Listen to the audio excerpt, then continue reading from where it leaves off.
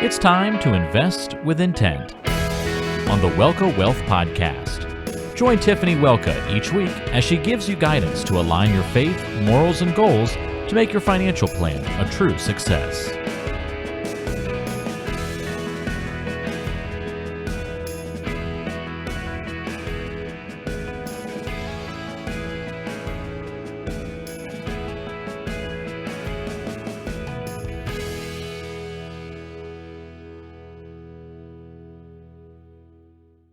Thanks for listening to the Welka Wealth Podcast. This is the kickoff episode of Season 2, and I am pumped to be back with each and every one of you. We've got some intriguing guests this season, giveaways, events, and so much content. But before we get started, for those of you who don't know me, my name's Tiffany Welka. I am the daughter of the Most High, a wife, a Catholic, and a dog mom. On a professional level, I'm a fiduciary financial advisor and the vice president of a financial planning institution called VFG Associates. On a ministerial level, I run the Blessed Is She chapter at my church, OLGC in Plymouth, Michigan, the city that I live in.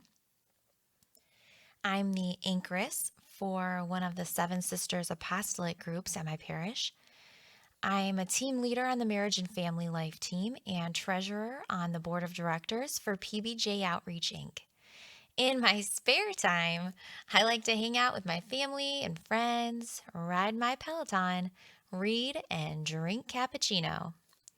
I used to think I didn't have the time or the patience to do all those things. But as it would turn out, when you love everything that you do, and when God calls you to do it, you miraculously have all the time in the world. Speaking of time, from time to time, we all need to step back from life and take another look at who we are, where we are, and what we're doing.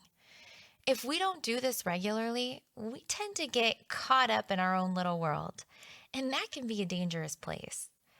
I was reading a book called The 4 Signs of a Dynamic Catholic. And in his book, Matthew Kelly says that being in your own little world is a dangerous place because it distorts the way we see the world at large, and the way we see the world determines the way we live our lives. How do you guys see the world? What's your worldview? Do you know? Matthew Kelly goes on to say that there are roughly 7 billion people on the planet. Imagine for a moment that the whole wide world is just a village of 100 people. If we reduced the world's population to 100 people proportionately, this is how the world would look. 57 of those 100 people would come from Asia, 21 from Europe, 9 from Africa, 8 from North America, and 5 from South America. 51% would be women, and 49% would be men. 6 of those 100 people would own or control more than 50% of the world's wealth, and 5 of those 6 people would be U.S. citizens.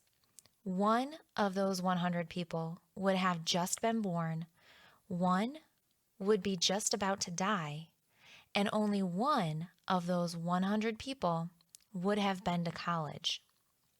33 would have been Christian, 67 would have been non-Christian, 80 would be in substandard living or substandard housing, 31 would be unable to read or write, 24 would have no electricity. 71 would not have any access to the internet. 39 would live on less than $2 per day. And 1/3 of the population would be obese. So again, I ask you, how do you see the world? When I read this book, it challenged the way that I see it. And it drew me out of my own little world. How can I do more? How can I do better? What is God calling me to do? Your worldview is unique to you, and I assume it's largely formed by past experiences in our lives and our education. For this reason, I also believe there are blind spots and imperfections. These distortions can cause all sorts of problems in our lives, especially in our relationships. This is why God is constantly challenging our worldviews. Jesus challenged the worldview of every person he encountered, from Zacchaeus to the woman at the well, Pontius Pilate, Herod to Lazarus. Jesus came to bring us, upon many other things, a new world view. For many years now, I've been speaking about investing the Welka Wealth way. This proprietary system of investing is so purposeful.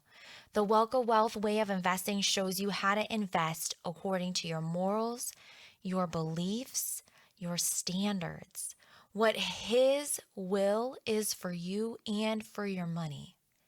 It's about being intentional with your treasures. It's a comprehensive and coherent way of investing that has a specific and bespoke vision for each human person and their families. Have you ever encountered a single idea that turned your whole life upside down? God is calling you to holiness, my friends. Everything that you do, everything that happens in your life, every triumph, trial, and tragedy is an opportunity to grow in holiness. When you adopt a way of investing for yourself that's intentional and has purpose, you develop a closer relationship with God and you grow in holiness. Everything you do, every dollar that you spend, every penny that you invest, it all has meaning. Every moment of every day presents us with an opportunity to grow in holiness. And investing in financial planning is no different. By loving God, loving our neighbors, loving our enemies, praying, going through the sacraments, investing with intent, you're becoming more perfectly the unique and wonderful person that God created each and every one of you to be. By choosing holy moments, as Matthew Kelly would say, you're revealing to yourself and to others the true meaning and purpose of life. Striving to be a better version of yourself seems like a selfish aim, but it's not true. It's not selfish. In fact, nothing could be further from that truth. If you extend this idea one step further, you're going to discover that every time you become a little bit better, your life becomes a little bit better. Your relationships will be better relationships. Your parish will be a little bit of a better parish. Your family becomes a better family. Your work becomes a little bit better of an organization, and our country will become a better nation. And I'm not saying that you need to transform, but for me and many of my clients, and probably a lot of you listeners, personal transformation in all aspects of life is at the heart of renewing the world in the way God intends it to be.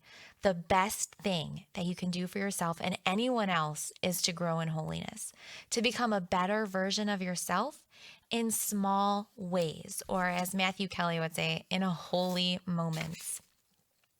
Life is about saying yes to things that help you grow in holiness and no to the things that don't. It's disarmingly simple, but it's not easy. I hope that my podcast this season teaches you how crucial it is that you make the connections between your religious life, your personal life, and your financial life. Every single thing that you do and say matters. Words matter, actions matter, money matters. Thanks for listening to the Welka Wealth Podcast. I'm your host, Tiffany Welka. Don't forget to subscribe to this podcast and follow us on social media for more tips on how to invest with intent, upcoming events, and giveaways. Season 2 is going to be our best season yet. God bless you and God bless your families. The Welka Wealth Podcast is on Apple Podcasts, Spotify, Google Podcasts, and all your favorite podcasting apps. Subscribe today and never miss an episode. Just look for the Welka Wealth Podcast and keep listening.